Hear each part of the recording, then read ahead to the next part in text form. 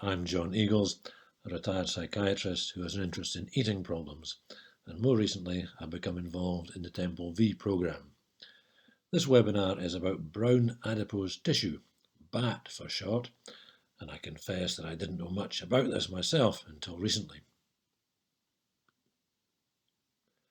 White adipose tissue is the standard fat with which we are all familiar and which most of us try to keep to a minimum. White fat stores energy and also provides insulation against the cold. We have much less brown fat, and it is there to keep us warm. In humans, it was first found in babies, in whom it comprises 5% of body weight. The theory is that if you come from your mother's womb at a cozy 37 degrees centigrade into a room at around 20 degrees centigrade, you need a mechanism to boost your body temperature. So that's how babies do it, switching on brown fat to burn his or her energy reserves and thus to keep warm. Only more recently has attention turned to brown adipose tissue in adults. We adults don't have nearly as much BAT as babies, in that it makes up around 1 part in 1,000, that's 0.1% of our body weight. And as we age, we tend to have less of it. Almost all of our BAT is in our upper bodies, with the biggest deposits usually around our collarbones.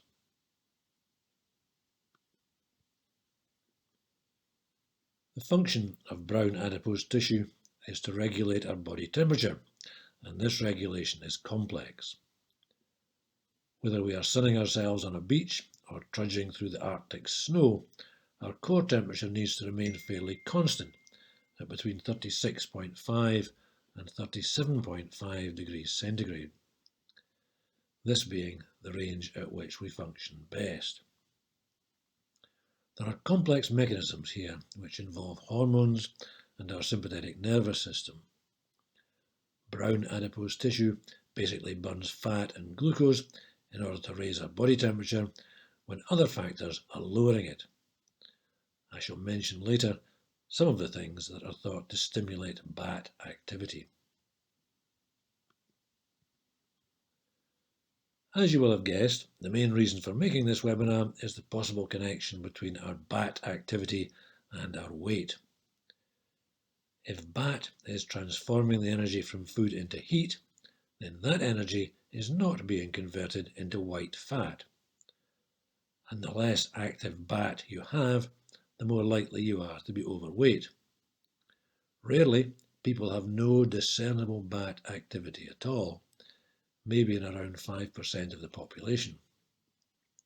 And low BAT activity is associated with diabetes as well as with obesity.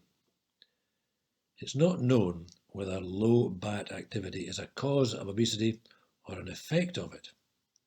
It could be an underlying risk factor, but then again, high levels of white fat insulate us. So this could switch off our brown fat activity since we do not need our internal heating mechanism. To stimulate BAT activity, not surprisingly, exposure to cold external temperatures can help. Even mild cold exposure at 19 degrees centigrade has been found to stimulate BAT, as evidenced by positron emission tomography, that's PET, scans of subjects' brown fat areas. In one study of 12 Japanese men, brief cold exposure at 17 degrees centigrade was found to reduce their white fat body mass, and they had a small average weight loss of 0.7 kilograms. Our thyroid glands stimulate BAT, and may be one of the reasons that people with overactive thyroids lose weight. Melatonin, the sleep hormone, also regulates BAT, and this may explain why our nighttime core body temperature is lower. If you have seen Sam Robson's webinar linking our sleep with our weight, then you will know that bright light inhibits melatonin, we then sleep less well, and this in turn is associated with weight gain. Are there particular things that we can eat that might switch on our BAT and nudge down our weight? This is a bit speculative, but my data come from a very good book by Michael Greger, which you will see on the slide. Studies have found that consuming chili extracts can boost BAT levels, and red pepper powder seems to work too. Dr. Greger concludes that ginger and cinnamon are the best fat-burning spices.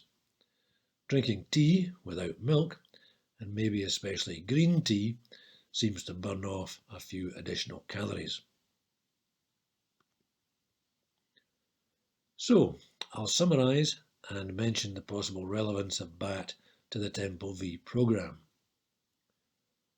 Our brown fat helps to burn off our white fat, as well as burning glucose, and it does this to regulate our body temperature. People who are overweight have lower levels of BAT, and it is not known whether this is a contributory factor in causing obesity or whether it results from the insulating effects of having a lot of white adipose tissue. Colder temperatures, even as high as 19 degrees centigrade, stimulate BAT activity, and it is possible that food like chili peppers, ginger, cinnamon, and green tea do likewise. And if you stimulate BAT, then this should reduce your white body fat. I don't think that this is a game changer weight-wise, but it might provide a helpful tweak. Some people link the obesity epidemic to the higher temperatures we now have in our homes, and turning the thermostat down a wee bit could help both our weight and our sleep. And if you don't already do so, then you might want to try introducing some BAT-stimulating foodstuffs into your diet. Good luck, and thank you for listening.